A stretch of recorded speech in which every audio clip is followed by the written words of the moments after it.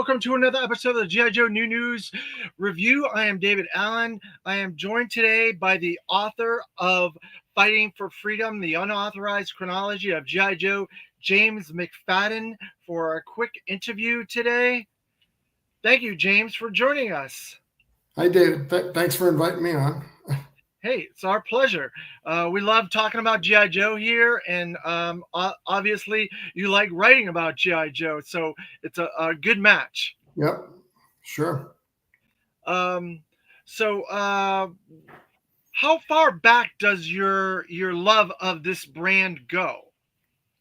Well, I'm basically, I started like a lot of people just when I was a little kid. I think that, the cartoons, I think what really got me interested was like that first cartoon miniseries they did. And I think that it was mostly that. And then eventually that got me to like the comics and stuff. So I had, the toys were a big deal, of course, because it was basically, G.I. Joe, Transformers. That was basically, everything back then. So you're talking about the Sunbow animated first mini series, the Right. Mass Device. Yep. I'm from Massachusetts and I lived in New Hampshire for a while, so I'm from New England. So it aired on Nickelodeon at the time, I recall. Do you recall that? Well, I remember. I think originally it was like channel 56 in Boston, at least when I first was watching it, and it was on there every afternoon for me anyway in that area.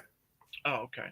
And again, it was always, like I said, G.I. Joe, Transformers cartoons back to back too. So, right. So were you a fan prior to that? Were you a toy collector? Is there another part of the brand that you were into prior to the Sunbow animated series?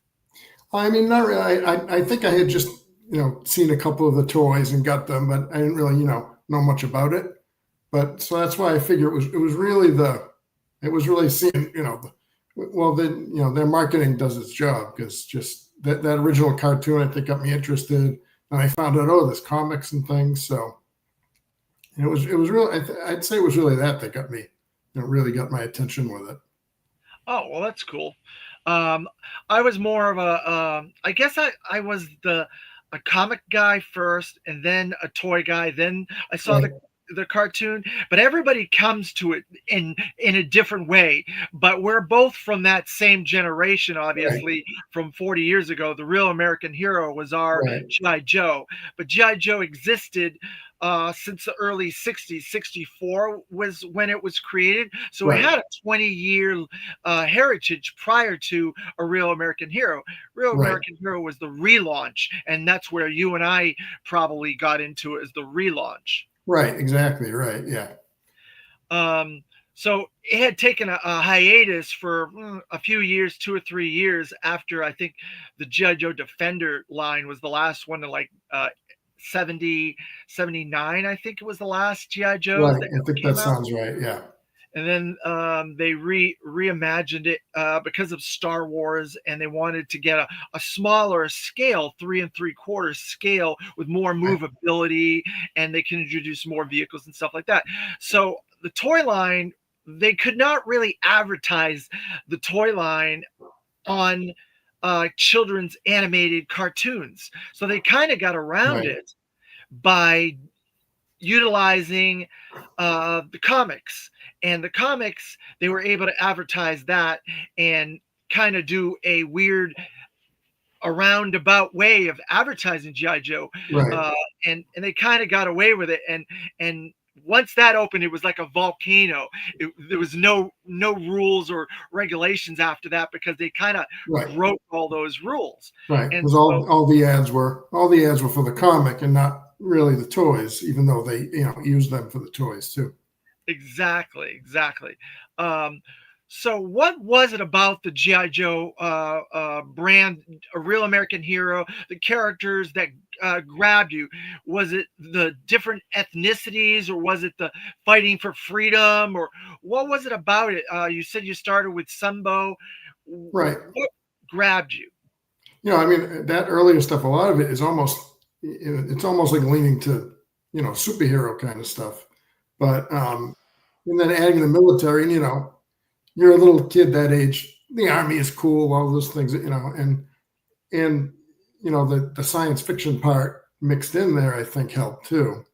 Um, and like a lot of people too, all that, all the backstory just on the back of the toys, I think, the file cards and things, it just made it seem, authentic, I guess, like, so because it was like real military things mixed in with all this other science fiction, fantasy kind of stuff. Yeah, there are a lot of different elements that were brought together to create what is known as the GI Joe or Real American Hero era of the 80s, from 82 to 94, the original Real American Hero um, time frame. But yeah, you're right. There was a lot. Larry Hama was writing the comic, but he was also writing the dossiers for the file cards that Right. really gave the characters that dramatic pathos, those elements that were realistic, that like it put a character from almost every state in the union, and you could Right. like relate to those characters. Oh, that character's from my town, that character's from my town. Right. And they Right. have different elements and different skills, and they were the best at what their skill was, like firefighter, or cliff uh, climbing, or tracking, or this or that, all these different types of skills. And so that was the elements that I was attracted to, was the fact Right. that I could see myself. Any person could see themselves in this line. It was before the coined phrase of being woke. GI Joe was inclusive, and anybody in the world could see themselves. Right. They did do that from the beginning, and even the comic, especially, and yeah, that was part of it. And it wasn't, that's just how they did it. It was, and yeah, I'm sure a lot. That's why a lot of people related to it, I think. And So were there elements of the characters, any specific character that jumped out at you, your favorite character, or your favorite adversary, or something like that in I the don't know. I mean, original? obviously, the everyone likes the Snake Eyes character and that kind of thing. And it was, yeah. I mean, it was really. I don't know if anyone's specific. It was just kind of the whole team, and I think that's why partly the cartoon really grabs you, because they all the characters are different in that, and they separate them that way. And even though that one, looking back, is a little cornier, a little sillier, but it's still, I you know I don't think I like one over the other. I think the cartoon was just fun to watch, and then the comic was a little more mature and added more details to things. Yeah, Larry never wrote down to the kids. GI Joe is obviously geared and aimed at kids 8 to 12, but Larry never wrote the comic that way. He always wrote it with mature themes. There was death, there was Right. parents losing their children in war, there was all kinds of mature things going on in that series. And I think to a certain extent, even Sunbow, even though there was more fantasy elements in Sunbow, I think that there still was mature themes in there. They didn't let people die, obviously. They always had the parachute, Right. they used the lasers and stuff, but there were still very mature themes in mental illness. And that's why they created the PSAs, to Right. try to ground it so kids could learn something out of it every Right, because episode. even back then, some of the cartoons out then were not as mature as that one. It still seems a little silly, but you know, it wasn't really like a kiddie show. Some of those, well, again, there were just endless. Every toy eventually had a cartoon, but that one was, it's still, it still holds up. It's a kid show, but it's not just like a silly, stupid thing. No, it wasn't. It was obviously more um, mature, and I'm not sure if that's the right term for mature. Maybe it was more a realistic, more, because they did have fights. It was war, it Right. was battling, it was a terrorist organization they were dealing with, and there were elements of people having to leave their families, and people having PTSD, and different elements of those parts of a real life military, right, real life battle and stuff.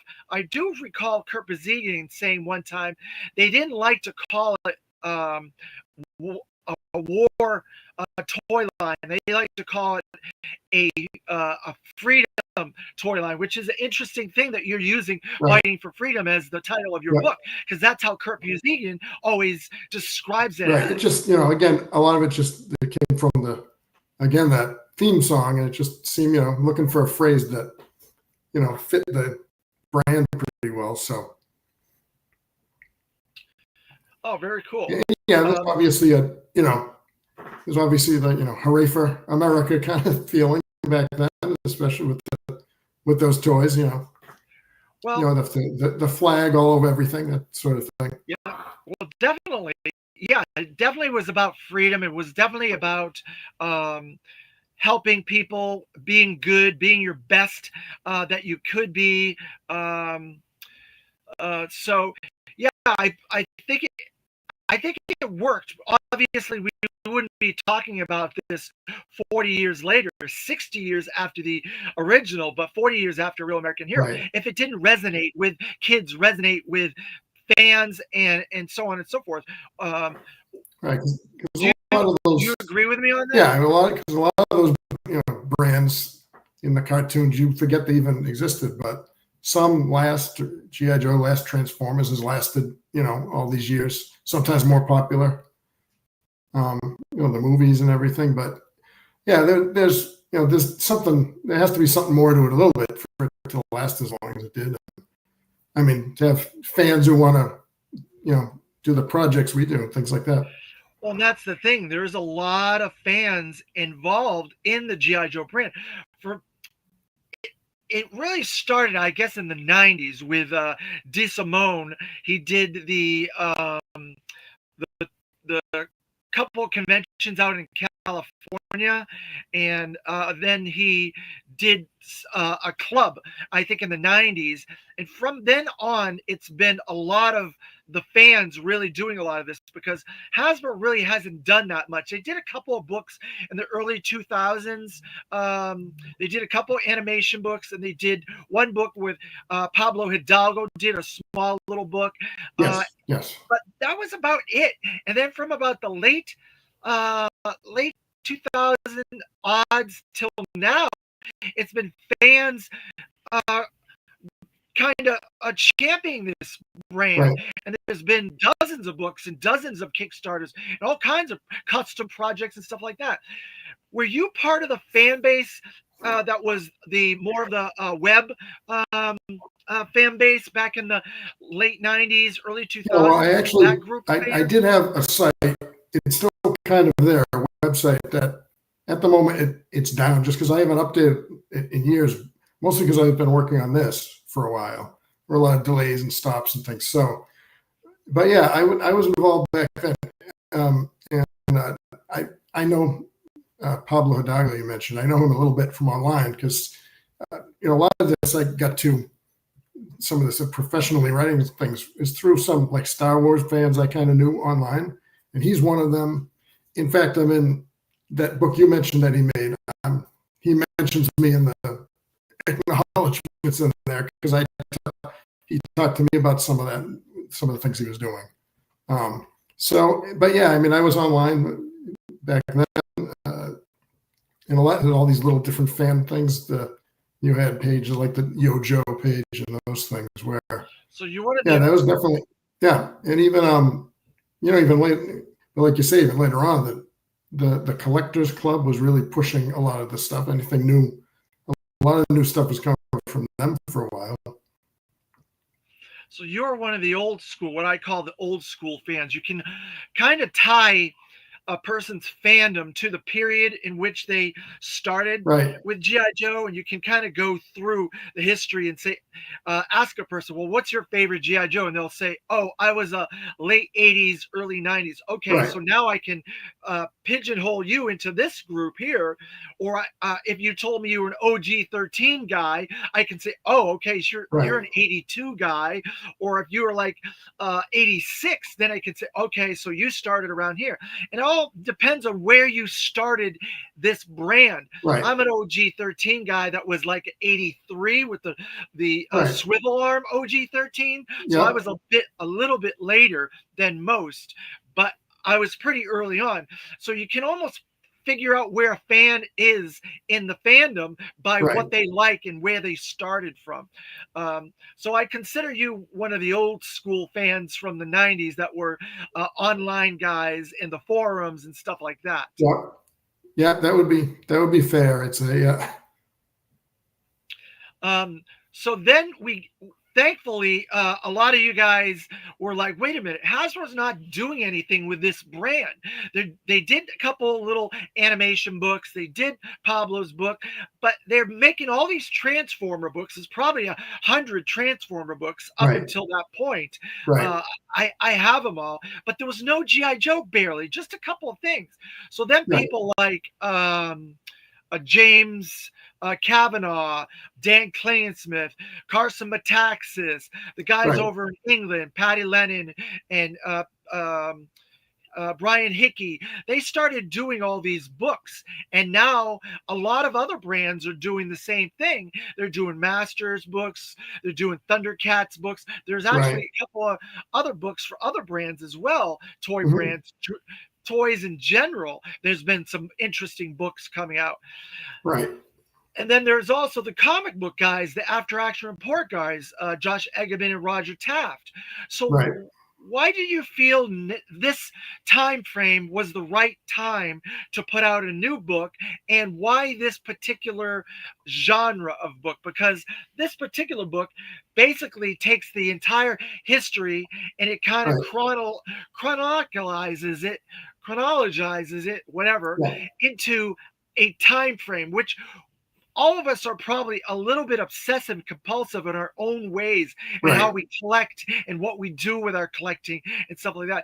So we always had our own kind of timeline. We always had our own kind of mythology in our own heads. Right. But what made you think this was the best time, and why this type of book? Well, I'll go back to how the whole thing started, that because originally it's really been like 10 years since the project started for different reasons. But there's an independent company, Hassline Books. It was Rich Handley, who I knew as a Star Wars fan. They started this company, and they were putting out like Planet of the Apes timeline and encyclopedia and Back to the Future and these things. So he was basically looking for other brands that might work well and that kind of thing. So and somehow I got connected with him about that. Someone suggested, that I know about some of this stuff just from some of the websites that I had worked on a little bit. And so it was really, he kind of, pitched it to me. And that's how that started. So, so it was kind of, that very idea was from other people. But again, that site that I had done a while back, I had a little kind of a timeline there. So it started that far back. And then it was about 2014 that we were doing it. But there were things that went on, things get delayed. They eventually had kind of gone out of business. And you can still go on Amazon and get some of their books. They're still out there. But so it just kind of happened this way. And then, so there was a little bit of a delay where I was just kind of shopping around, because it had kind of been almost finished. I mean, I've had to update it since then, but it's Bear Manor Media is putting this out, and they were actually putting out similar books. So I said, why don't I email them, see what they think? And they thought it was a good idea. So that's where we ended up doing it. So we updated that, and that's where we've been going since, for just the past couple of years, I'll say. So I find it interesting, some of the way that you structured the book, where you used the original history from 64 to 2008. Right. But you kind of broke it into 3 or 4 sections. Like you made obviously a Real American Hero and the Joe Colton continuity, and Devil's Right. Due one lengthy continuity. Then you did Transformers versus GI Joe as a continuity. You Yep. did GI Joe Extreme as a continuity, and then with Extreme Bison, and then Sigma 6 with Vala vs. Venom and Joe vs. Cobra. So you broke Right. it into these multiple different continuities. Right. Was there an issue with the continuities, why you had to do that? Because they don't automatically all fit together. Right. I mean, the first thing I thought of was basically, the base thing is, Larry Hama's comic book, and that was the thing place to start with, and I just structured this like it's 64 2008, where when Devil's Due came out, now they moved on from that, but they wrote all these stories as part of the original, to mix it in there, and it seemed to me those two, that it was like the only way to cover those newer stories was to mix them in with the original. And so that's why I did that. If anyone, any of the ones that are very separate, I kept separate. Obviously, like Volume 2, which should be coming out next year sometime, that will be the TV and movies.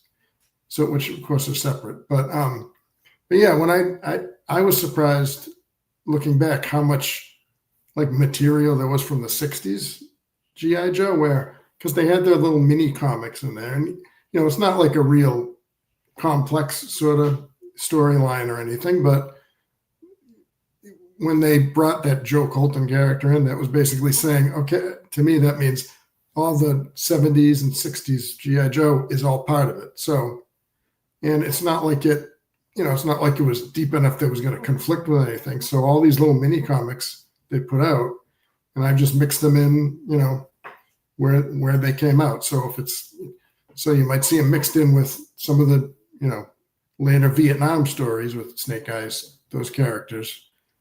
That's mixed in. So I tried to basically include everything I could find. I tried to include in there. I noticed that I was reading the rundown of all the material that you have literally everything. Things that I didn't even know, and Right. I think of myself as a fairly well-known GI Joe expert, but you had things in there that I wasn't not even familiar with. I was like, where did he get that? Where did he get that? Yeah, there's a lot of obscure things. I mean, there's literally like coloring books in there. Right. So, and I just approach it with like, look at one thing and does it fit in with the comic? If it doesn't, does it fit? Does it fit better in, say, with the cartoon? So some of the like children's books and things, those will end up in the cartoon timeline, just because it seemed like a better fit with the versus like the more realistic military style stuff. Well, it's definitely very extensive. I'm still reading it. I got it a couple of weeks back, and I'm still reading through it. But it's going to help out a lot of people, I think, that always had questions, always wondered, well, where does this fit, and why does this happen here, and why does this character do this here, so on and so forth. Sneak peek.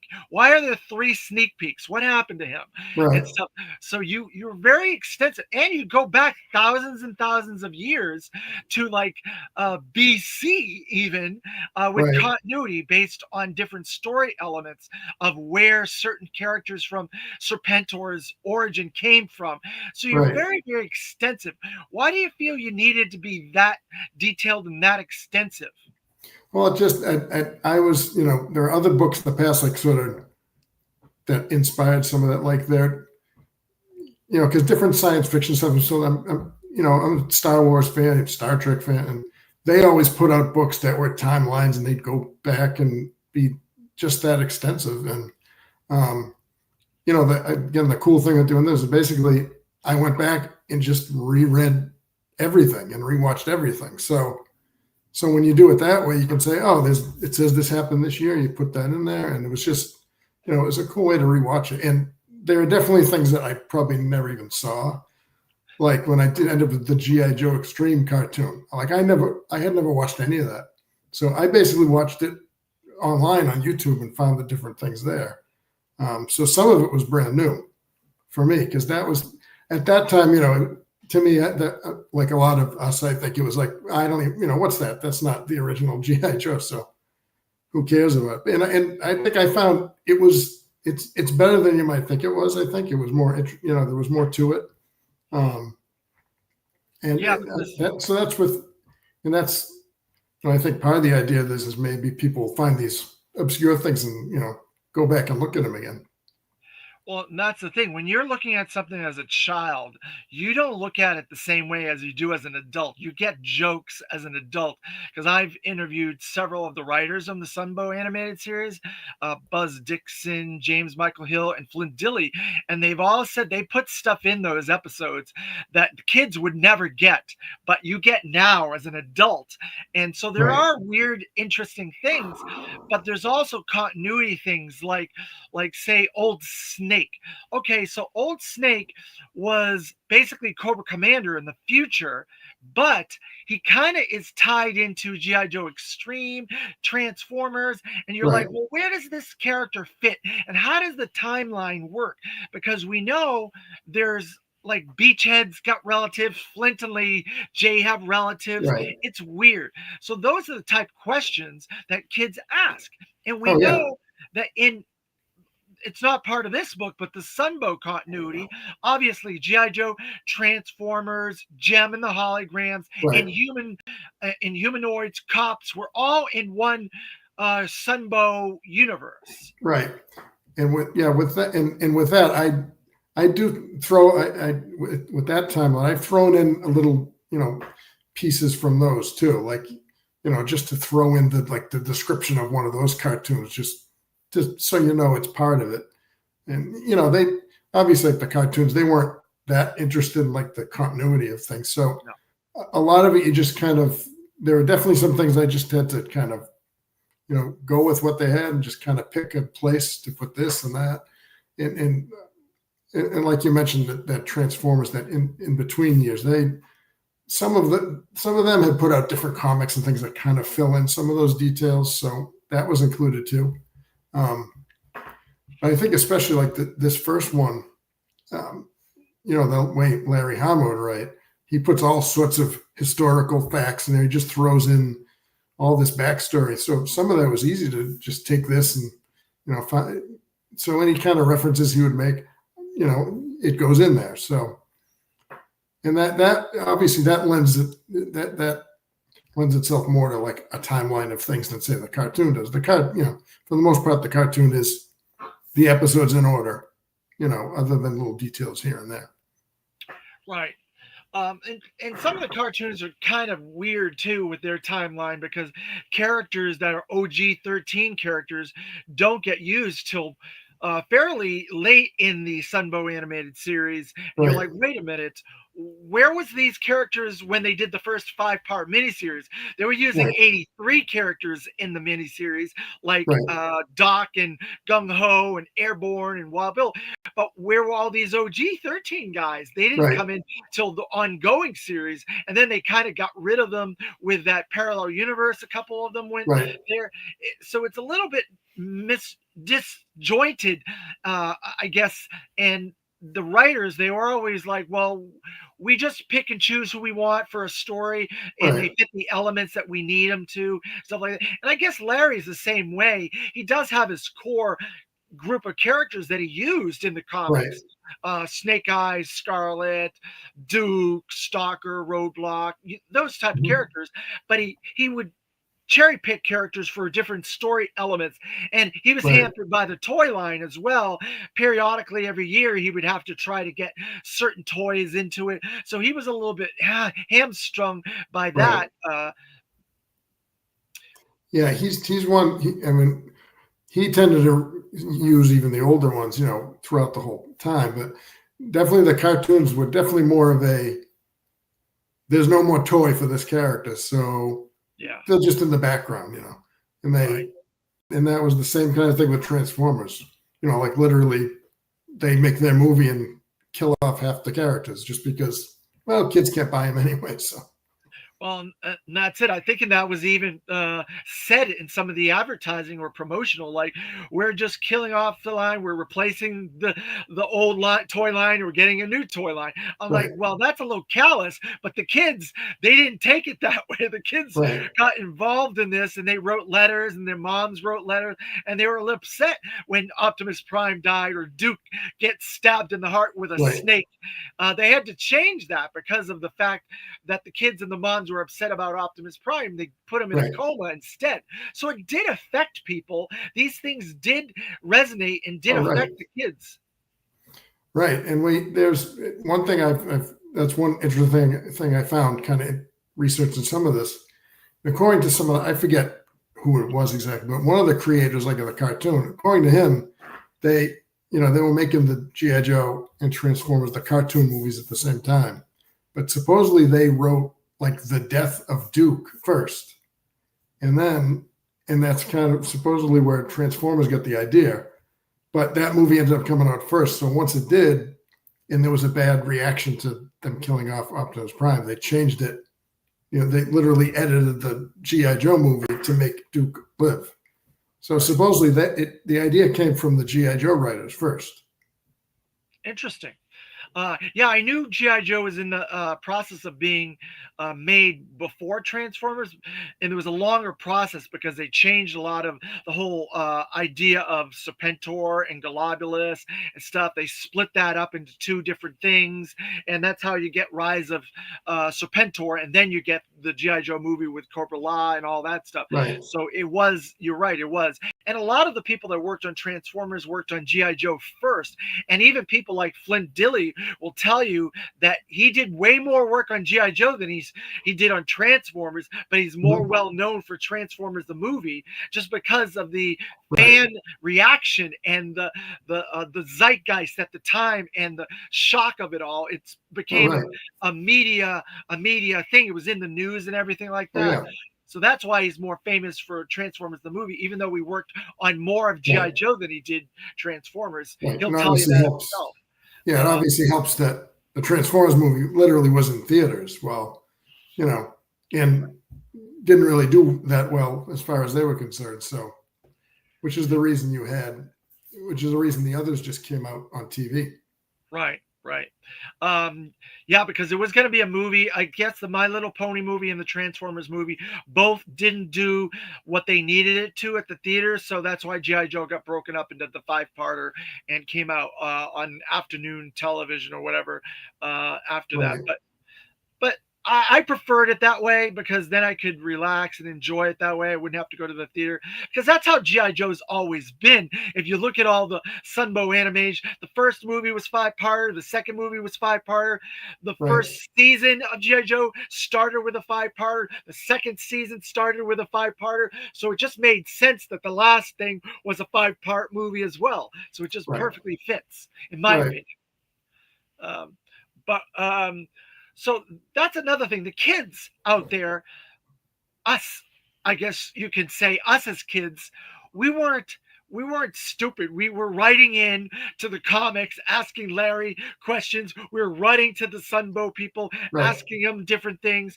We knew things. We weren't these little kids that were stupid. We were smart kids, and we could pick up on different things. And they changed things because of how the kids' reaction to this Right.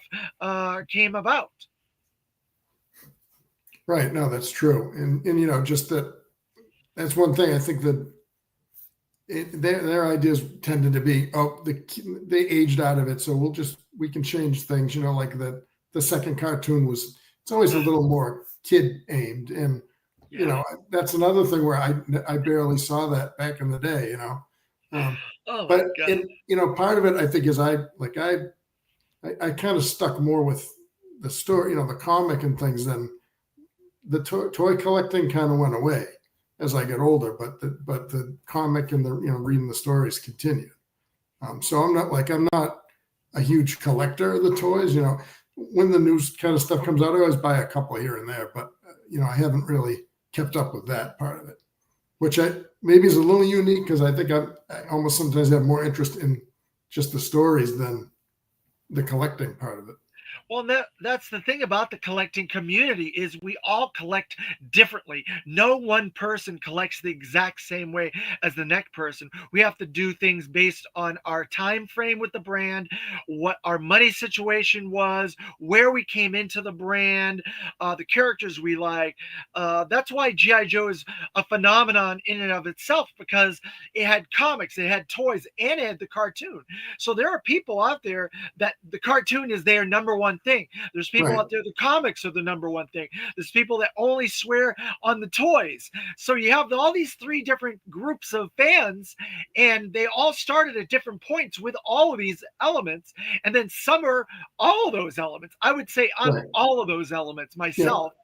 I was at the perfect storm when they were all coming out at the same time. They got me Right. with the toy, got me with the comic, and then I saw the cartoon. I was like, "Oh yeah, well I'm going to support this." So, so Yeah. there's all these fans out there. So you can collect and be a fan whatever way you feel like being a fan. And if Right. that's the content is more where you're a fan of, then that's perfectly fine. Right. And yeah, I mean that, again, like I said, when I was a kid, it was basically, I think every birthday and Christmas was easy because people just, you buy me a GI Joe figure, a Transformers, figure, and that's whatever one it is. I love it. Yeah, that's how it was when I got into GI Joe. My first GI Joes was Destro, I think the Cobra officer with the Fang helicopter. That was my first birthday in 1983. Even though the OG-13 were the swivel arms at the time, I had to go back and get them all. But that Right. was my first birthday, and every year my twin brother and I we got different GI Joes for a birthday, for doing good things, being Right. doing chores or whatever. We got different ones, and it was the same for a lot of kids. Right. And then I got jobs when I was younger, and I started getting stuff on my own as well. Right. But yeah, a perfect little gift is just a one figure. It's not that expensive. It's just, like I said, pretty much you could have picked anyone off the shelf and I would have been happy with it. So Yeah, they were only a couple of bucks back in the day. In my toy store up in New Hampshire, when I was collecting, there was like you could get two Joes for $3, and I was like, "Holy cow! I can yeah. mow a lawn. I can mow a lawn and get three GI Joes, Right. for $5." And thankfully, I had a flea market that was like right behind my house, so I would go there and get the comics, and I would go to the store and get the toys and watch the. So it was a perfect thing for me. Right. But not everybody was in that my position. Right. So But yeah, definitely also like flea market, those kind of things that sometimes you'd get. I had done that too. You get like some of the older ones that maybe you never bought, but you get a handful of them for like $5 or something, and just fill in the toys. yep. Um, so the book it's being done through Bear Manor. Uh, Yeah. did it take you a while to figure out who you wanted to publish through, since the other publisher fell through that you were working with? Yeah, there was some. The one issue with it is just that it's kind of a unique, format for a book. Like there's not tons of that exact type. So I think that was part of it. There were some different, places I talked to, and this one was just once I got to Bear Manor, they just very quick to say, "Sounds good, let's do it." Because again, one of the books they were putting out was Rich Handley, who was earlier going to, put out this book. So I saw that, and it was, I think it's a Swamp Thing comic book thing covering all those stories, and it was, very similar format again. So I said, well, if they want to put that out, let's see what they think about this. And I let them know it was, it had been in the works for a while, and they were pretty quick to, think it was a good idea. So the community has been behind a lot of these Kickstarters and properties becoming Kickstarters, books, and so on and so forth. Did you get a lot of communication with the community about this before you went forward with it, or was it just a love project for you?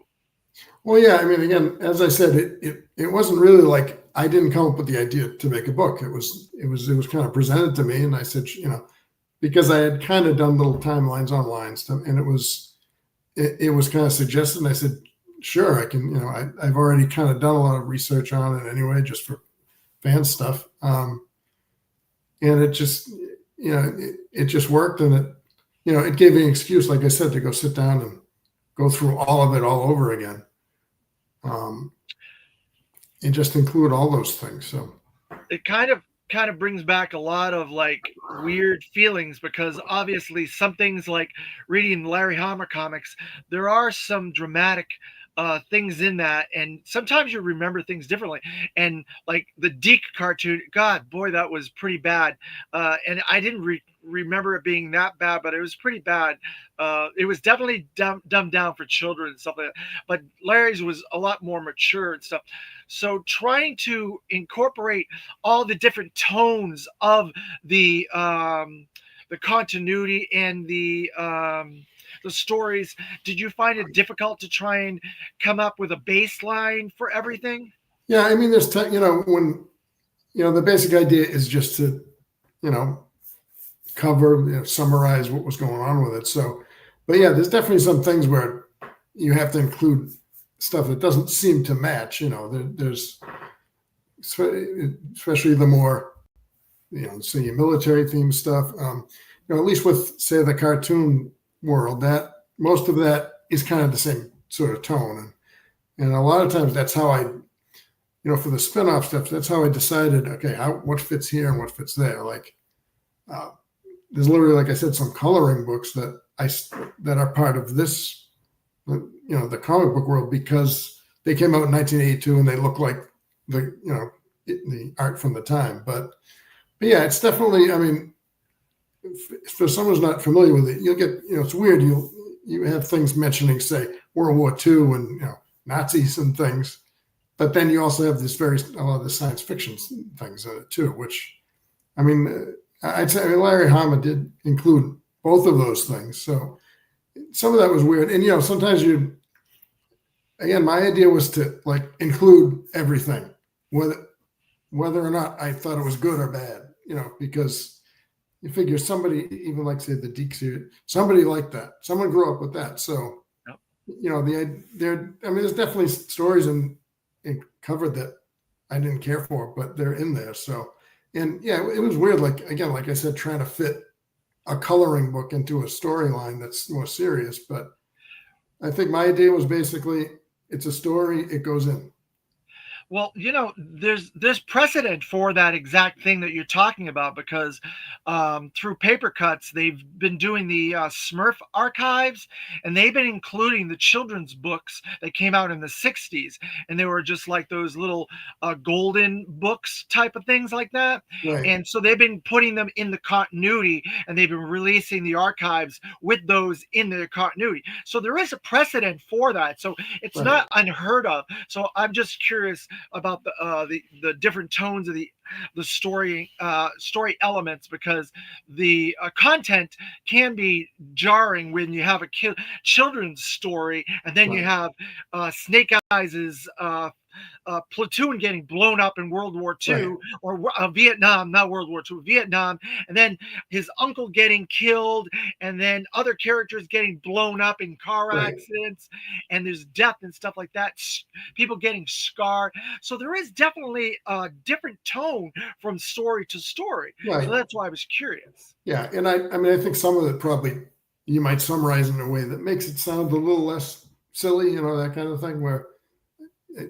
there were times where that, fit, where it made more sense to do it that way. But, that might be a thing if you're not, mostly this is for fans who are familiar with this stuff. So if you're not familiar with those kind of shifts, it might seem a little weird. But like you said, literally like, a golden book mixed in with, I mean, most of the more children's stuff just seem to fit better with the cartoon. So in that, once we get to that volume, you'll see a lot of those stories in there. But so there's a lot of different spin-off things. But, for the most part, I decided like these, anything from the 60s or 70s, I put in with this group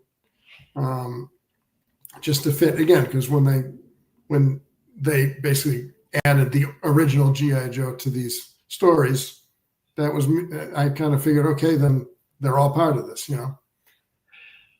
so with characters' origins and characters' bios and stuff like that, it was a little bit difficult when you're a kid trying to figure out, well, Sunbow did Serpento's origin this way, and Sergeant Slaughter was part of the DNA. Now I'm getting into a lot of fan type stuff here, so forgive me for Right. these fan type things. But then in the comic, Storm Shadow gets stuck with Serpentor, so you have to separate those continuities. So you're doing one as animation and more kid friendly, more fantasy element continuity in the next book, and then more mature and grounded with the comics and some of that material from the Vietnam War and Joe Colton.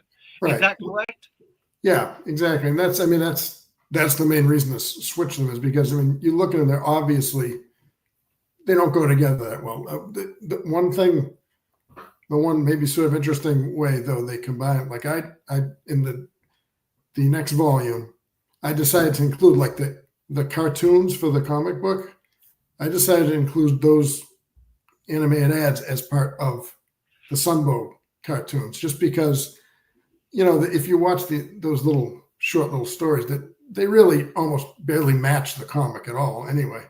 But Right. I figured a lot of the voices are the same, the designs are the same. So those early, you know, animated commercials, I consider those part of that, the way I did the other ones. So you have Hawk and all those original characters. You know, the 1982 commercials are part of it. Just because it seemed to me, again, if you watch them, they barely match the story that's in the comics, and they even kind of have their own little, you know, their own little universe. It almost seems like, and like their own little timeline of things. And I agree with you. It seems like a lot of the toy commercials that had animation and did a lot of animation were definitely part of the more animated world, because they were obviously trying to advertise the toy line, but it was a sneaky workaround to put the comic in there, because there was no laws at the time or rules against advertising a book, so they were able to get around it. But it was definitely geared towards the toy and the cartoon more than it was the comic. But I do applaud Marvel Comics and Jim Shooter and Larry for putting the elements of the story on the cover, so you could kind of work it around it a little bit.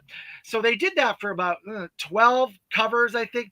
The first one was obviously G.I. Joe 1. Then they did, because that worked out so well, then they did 4 more. They had a contract. Then they did another 4, and there might have been even another 4 after that. I can't recall. I know there was those 8 and then that 1, but there may have been even more. But yeah, the cartoons were definitely, because there was lots more stuff that was animated as toy commercials that wasn't even in the cartoons. We never even got a lot of that stuff. Yeah, so I mean, you can almost, so basically any of the ads that came up before that original cartoon, it's almost like it's its own little season, as far as, you know, the way I kind of wrote it in there. Right. And I've always felt there's something missing with Larry Hama's comics, even though I love Larry Hama's comics, and I live or die by those comics. That's my thing, is the comics. I always felt like the first 10 issues was one time frame, and then it jumped the shark a little bit, and it went into this continuity driven, like Snake Eyes and Quinn and Dr. Venom, and it was just constant continuity all the way, and there was like a gap there. And I asked Larry one time in an interview, I said, Larry, why was there such a jarring spot there, like around issue 10, where it seems like the brand takes a leap forward, but the comics have their own different continuity? And he explained it to something to do with the planning of it and this and that. And that's why I think it's fantastic that you include a lot of that content, those books, the coloring books, because that's like all that missing content that I want from the comics that's not there. Yep, right. And, you know, I mean, a lot of it, like you said, you know, a lot of it, it's sometimes hard to fit in there, but a lot of those, those early issues that he did, actually, those are good places to fit some of those, odd stories, because, every there isn't like an ongoing story from in the first batch. So it's a good place to, plug some of them in there too. Yeah, because the first like 10 issues were basically one and dones. I think the Mhm. 5 and 6 was a two-parter, but every other issue was one and done. And so there's gaps in there. And then there's even a couple of gaps in the teens, maybe 10, 11, maybe there's a couple of gaps there. But yeah, so that's why this, when I started reading it and really looking into it after I got it, I was like, wow, he's done everything that I want out of a this type of a book. Every question I had, every problem I had or issue I had going back as a child. And like I said, we weren't dumb kids. We all had our own continuities and our own playing Right, world, how we did things. And I was like, wait a minute, that doesn't work. That doesn't, all our questions as adults that nagged us all these years, you're right. answering all those questions. And I think Yeah, it's that's fantastic. yeah, and that's definitely one of those things, because even you knew back then, like this, like kids book I'm reading, this doesn't really fit anywhere. They just stuck the characters in here, but um, and that's kind of what you do. Again, when you would make up your own little timeline, your own little universe to these things. And again, my idea with this, at least, though, was just anything you find, if it's a story, put it in there. And basically it was, does it fit in the comic world? Does it fit better in the cartoon? And just kind of find a spot for them. Now, kind of looking ahead a little bit, um, the Devil's Due universe, kind of, you touched on it earlier that it was kind of a follow up 5 years after Larry Right, Hama's continuity. But then when IDW came out, Larry rebooted his run with issue 155 and a right, half, and kind of disavowed the Devil's Due universe. How would right, something like that affect the continuity, the chronology in the future if you plan on tackling something like that? right. Well, I think, if that end, if there was a volume 3, I guess something like that, I kind of figured I'd avoid the more recent stuff just because it was ongoing at the time anyway. But yeah, I mean, that, in my mind, there's kind of like two different comic book worlds now. There's, the Marvel and Devil's Due ones, and then there's the Marvel and IDW ones. And I guess was it Skybound now? But yeah, I mean, if I did another, I think what you would just do is because I did a little work with that, but we just kind of decided to stick with the older stuff. But yeah, some of the idea was maybe you just kind of briefly mention the earlier stories, just make quick little references to them.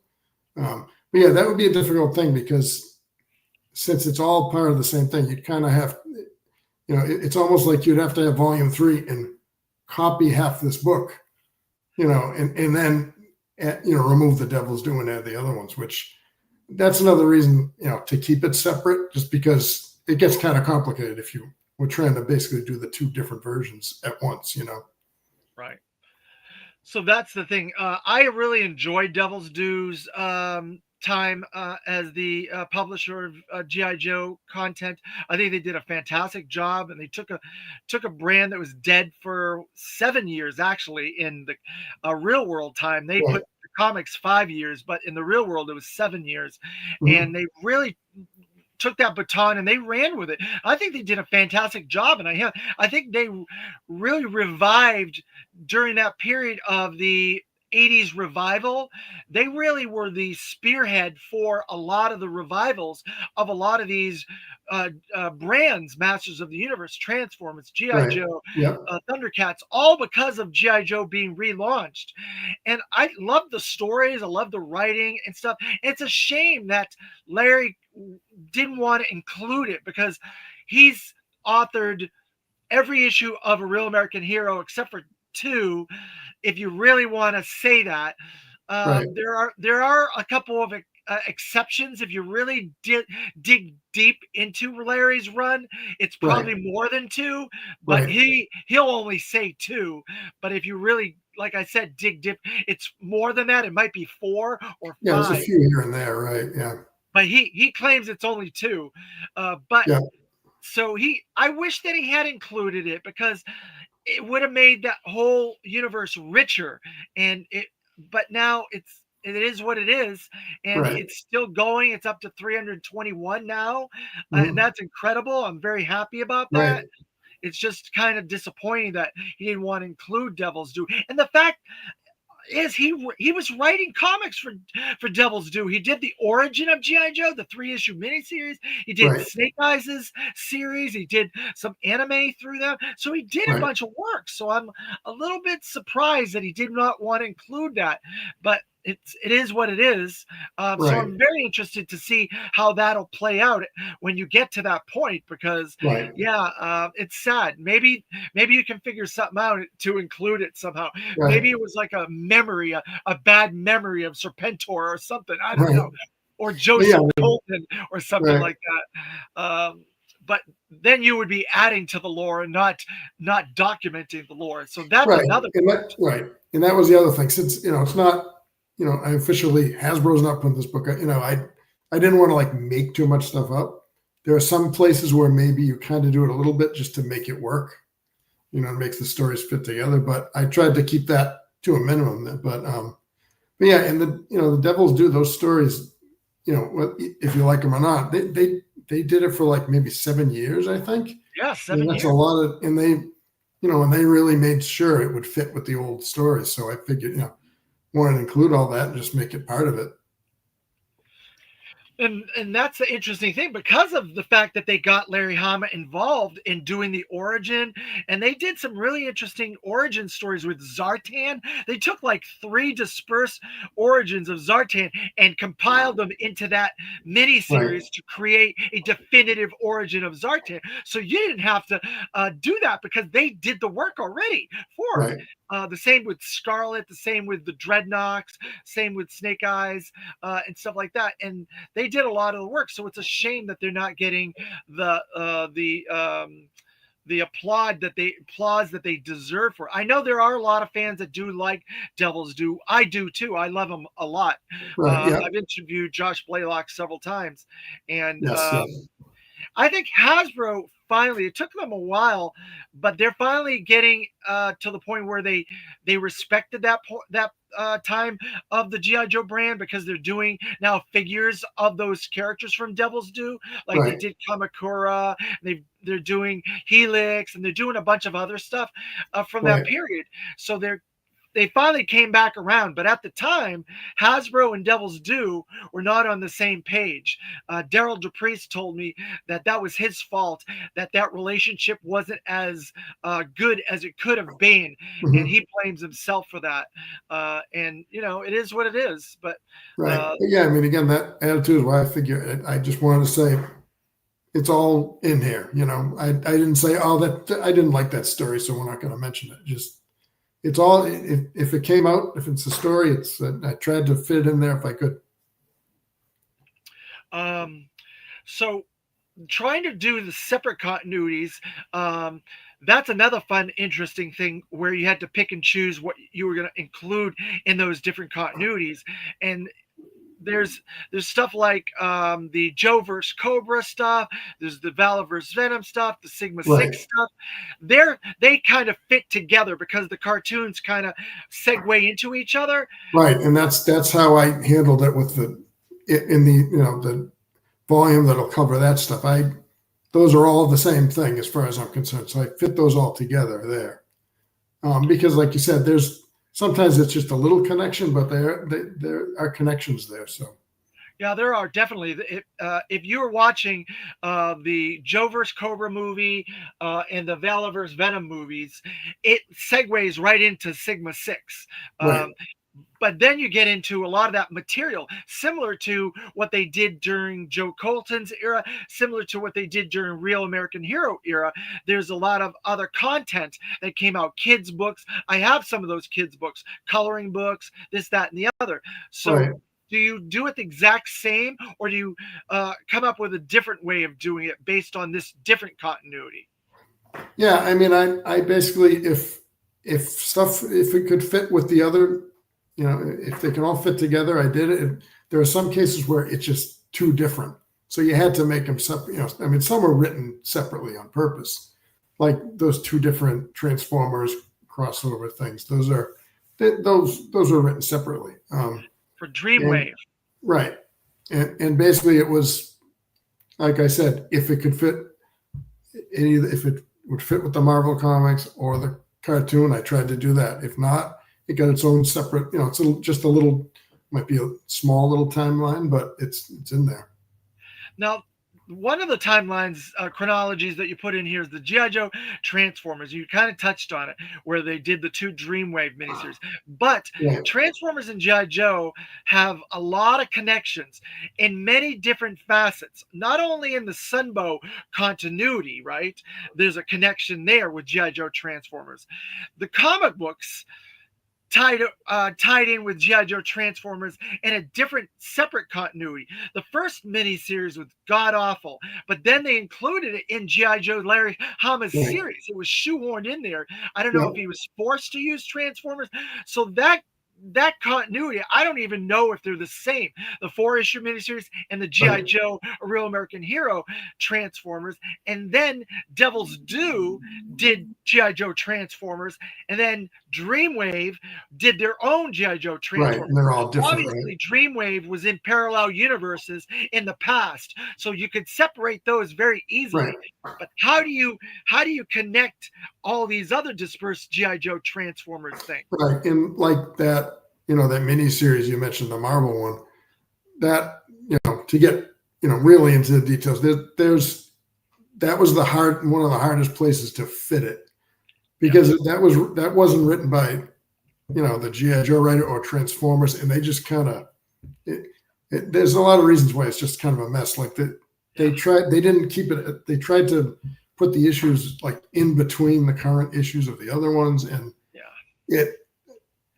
there's definitely places there where you literally had to kind of, come up with a way to explain it so it would work. But I mean, there's a couple things I think in there that just barely work because they just didn't write it the way they should have. They didn't make it like it between two issues. They made it in the middle of the storylines and just didn't really work, I don't think.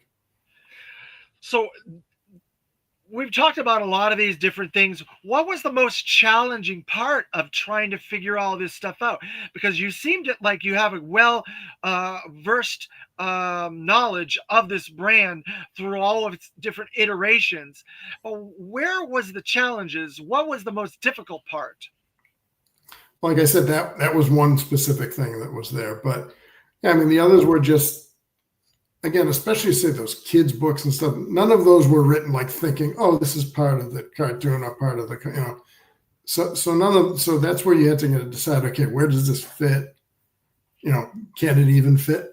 And there are definitely places where, again, like a coloring book, it's not that complicated. So you just make a quick little blurb about it and add it in there. But yeah, it was those things, trying to figure out, how could this even fit? Like the characters don't match up, that sort of thing. But I would say it was definitely more those little random pieces, adding like a video game in or a coloring book, things like that. Because and like some of the video games, those are kind of in the cartoon world, which just seem like they fit a little better in there. But in some of those, there were some video games, say, that came out when there wasn't a comic or a cartoon at the time, so it kind of fits in between places that way. And one thing I did try to do in here, this is really for the insider fans who are interested in it. Like some places I explain, here's how I decided to put this here. So you'll see that some notes throughout there, where if it was difficult to fit, I explained myself basically. Which I enjoyed that a lot of that stuff, because I'm a person that loves knowledge and I want to learn as much about this brand as I could possibly do. That's why I do what I do with my YouTube channel, to talk to people like yourself that are more specific to an idea or a certain thing, like the chronology. Not everybody's doing chronologies of G.I. Joe, but Yeah, I like all that stuff. I think you've done a really good job with it. From what I've got, I'm only a little bit into it. I'm like Right, in the 70s right now. It's gonna take me a while to get the whole thing, but I right. took a really good detailed perusal of it to make sure that I understood what you were trying to Mhm. do with it and stuff like that. And the book's been out for a few weeks now. Yep. Have you had a lot of comments, or anybody has reached out to you with any comments, or negative or positive, and either way? Yeah, I mean, right now, a lot of fans have gotten in touch with me. I mean, a lot of people I know have talked about it. And, like you said, it's such a big book, and it just came out. I think a lot of people haven't even quite tackled it yet, or some haven't even are just waiting to get it still. Um, but I haven't. Well, I'll say I haven't heard any negative feedback, but I think the audience this is for, I don't see how they wouldn't like it. It's it, who it's aimed at is people like us who are interested in these kind of things. Yeah. So yeah, I'm still waiting to see more reviews and things come in, but and it was funny. It kind of there wasn't a lot of build up to it coming out because the way the publisher decided is okay, we've got it done, and within the world of online publishing, Amazon, they put it out. So it wasn't like we're going to wait a month and tell everyone it's coming. So, which I think is an interesting way to do it because I got to just say, hey, here's the book we've been talking about. Now it's there. Just you can buy it now. Well, I And think social media takes a big part of that when it comes right, to certain projects like this. And GI Joe's social media has been a friend to GI Joe in right. my estimation. Oh yeah, definitely. And again, I've had the Facebook page for a while now, really since originally it was going to come out. So there's a lot of people following that I think I'm sure will be picking up the book. And in fact, it's been so long.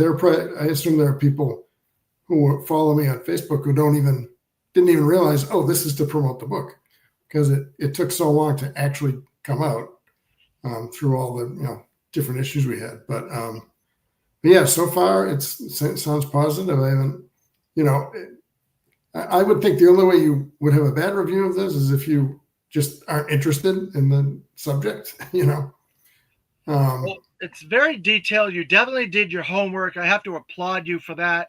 It is, like I said earlier, it's something that all fans have their own continuities and their own brains and their own right. head and all these questions. So it answers a lot of that stuff. And I think as I go through it, it's going to answer a lot more questions that I've had over the Yeah, decades. So I look forward to it. It every time I read something that it makes me smile, that I was like, yes, I thought that, but he just right, put two and two together and connected this dot with this dot.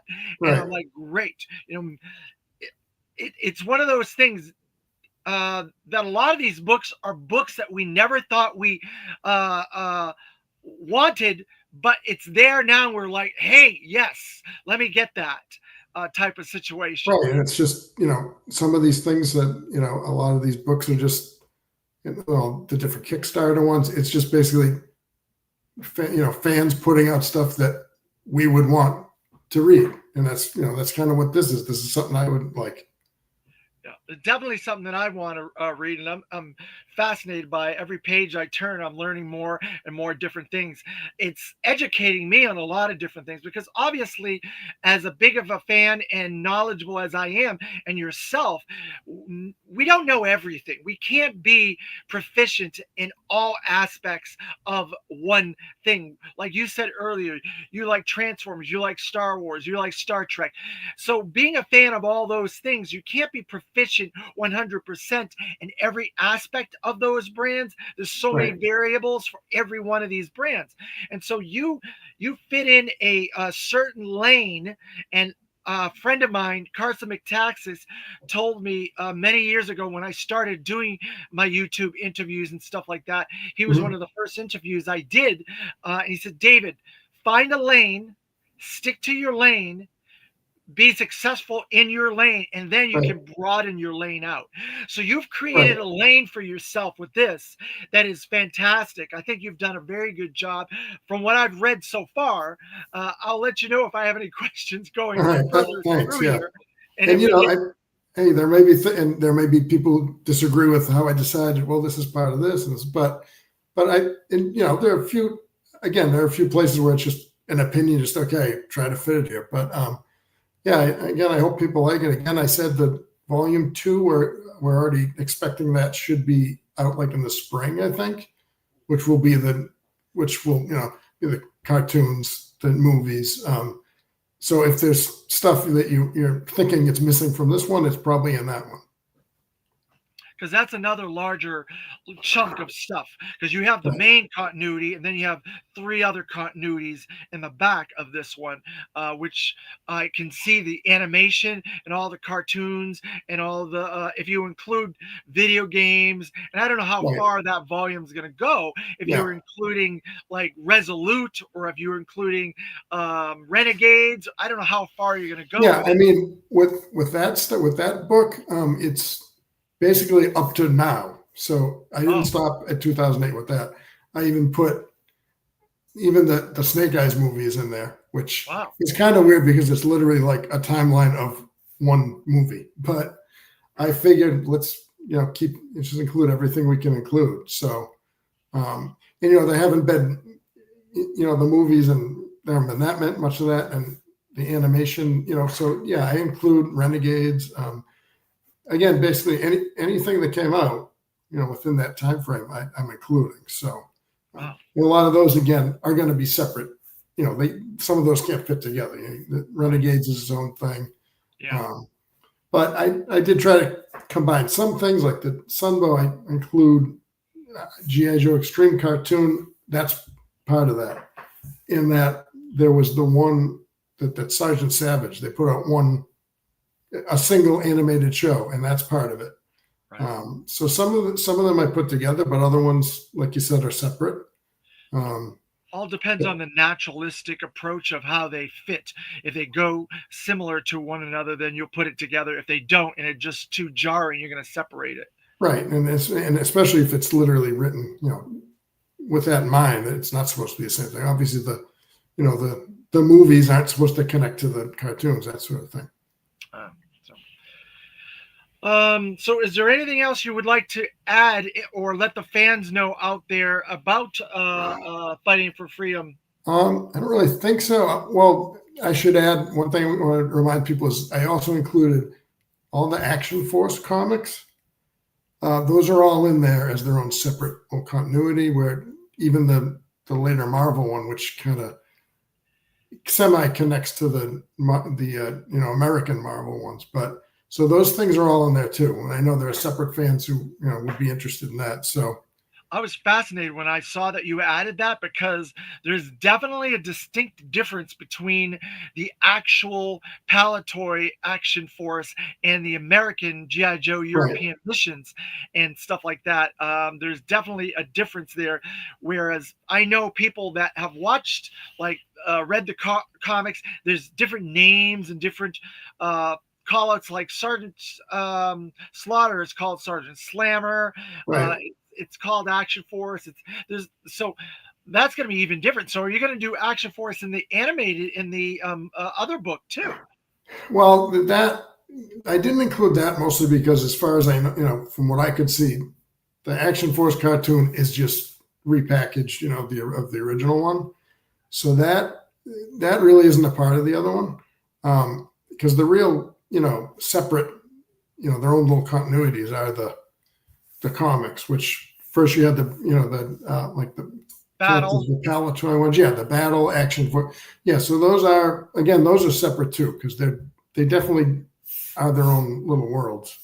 Now, And try to the include British stuff. What about Action Man, who technically was G.I. Joe first and then went to England and became Action Man, and then right, now it's its own thing. Action Man and G.I. Joe are separate characters now, but right. originally they were the same character that diverged. Well, yeah, that's one thing, and basically every country had their own little variation. there may be a couple of places where I might refer to those things, but a lot of times there wasn't really much to work with there. But I think I at least may mention. I think I may have mentioned like the different names as like different teams or something, but there wasn't really much with those. And I also figured that there is a point where you have to stop including everything that. Right. But some of those, like they are, you could argue they're their own little world, but for the most part, it was just separate toys, and that. So I didn't get too far into that, but in a lot of that, I think you would start to have to basically write your own stories to include them all. Right. Yeah, it is difficult to tie in everything. A friend of mine has been getting all the comics and stuff from around the world.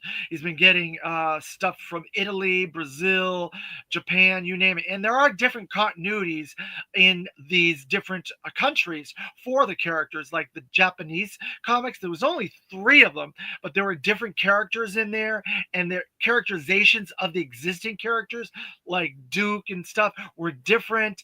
So that really gets into a whole nother ball Right. of wax when you try to do all those continuities. I know And people. not to mention just that as a whole other level of research, trying to get material like that, which again, a lot of the only places you'll see that is fans from those countries have put out different websites and things to cover it. Yep, that's exactly right. There's a gentleman that does the India GI Joe India's what do they call Fun School or whatever. He's got a website and he's like an expert on that. Then there's another couple guys that put out a series of books from I think France or something. They put out like a 7-volume book and includes their comic books in that. And stuff like that. So there are fans doing books in those countries. You just have to be your ears to the grindstone to find out about that stuff and learn about that stuff. So that's how I know about a lot of those books. And I have some of those. There was in fact a book from Vietnam. There's a GI Joe book from Vietnam I've been trying to find. I know about it, but nobody seems to have it. And I would like to get that book from Vietnam, but it's really been fascinating to talk with you, James. I appreciate all your hard work that you put into this. Thanks, yeah. It shows the sweat and tears that took to get this together all these years. They don't come together very easily, some of this stuff, and it can be very stressful. And then of course adulting gets in the way and all this stuff. But I want to say thank you very much. I'm very appreciative that you made this. I look forward to your other volumes down the road. All right. Yeah. I hope just the last thing is go buy it. So you can find Fighting for Freedom, the Unauthorized GI Joe Chronology at all your available retailers, Amazon, Barnes and Noble, a whole bunch of different websites I've seen it on. So it's available everywhere where books are sold, pretty much. Can they reach out to you? Is there like a website or something like that? bearmanor.com or whatever, maybe? Yeah, there's a site for that you just search for Bear Manor Media is their site. And again, I'm on Facebook. You'll find there's literally there's a page just for the book itself. So you can find it if you just search again, Fighting for Freedom GI Joe. If you search around, you should find that. Yep. And like you said, Amazon, their own website, all kinds of, there's a bunch of different places. There's a hardcover, softcover, and they just recently there's now a digital one you can get too. Oh wow, very good. I mean the real books look better, I think, but if it's nice to have the digital to be able to carry around. There it is. Yep. Hardback. You got the hardcover. Nice. I've got it hiding in the back there. That's fine. It's all right. I'm sure you probably are going to end up with boxes of them at some point. I don't know. Right. But I'm sure one group of people buying it is just going to be relatives who are excited to see you put something out. So Yeah. So are you going to be making any appearances, signings, or anything like that? There's Joe Fest, there's Assembly Required, there's a lot of GI Joe events across the country. Do you have any Yeah, plans? we really haven't thought of that yet. Again, part of the reason, like, we just kind of wanted to get it out. It was time, as soon as it was ready, it was put out there. So, we'll look into more things like that. Um, this this is kind of the one of the first promos really we're doing, other than websites and things. So, Well, I want to say again, thank you very much for taking your time to speak with us mhm, today. I, as a fan of GI Joe and a lover of this brand, very appreciative that you did this book. I am a big book lover myself, so mhm, whenever there's more GI Joe content for me to absorb, I just go for it. And if great, I great. find that it's a really positive piece of material, I will search out the person or the people that are involved and try to talk to Mhm, them about it. And so sure. I thank you for taking the time to come in on my show and talk to me about it. And I look forward to all your future endeavors. Yeah, sure. No problem. Thanks for having me on it. It's my pleasure. So, all right, thank you guys in the chat for chiming in and taking the time to watch this episode. And thanks, James McFadden, for joining us today. This is a big Yo Joe episode. So, Yo Joe. Oops, almost knocked my book over. Don't do that.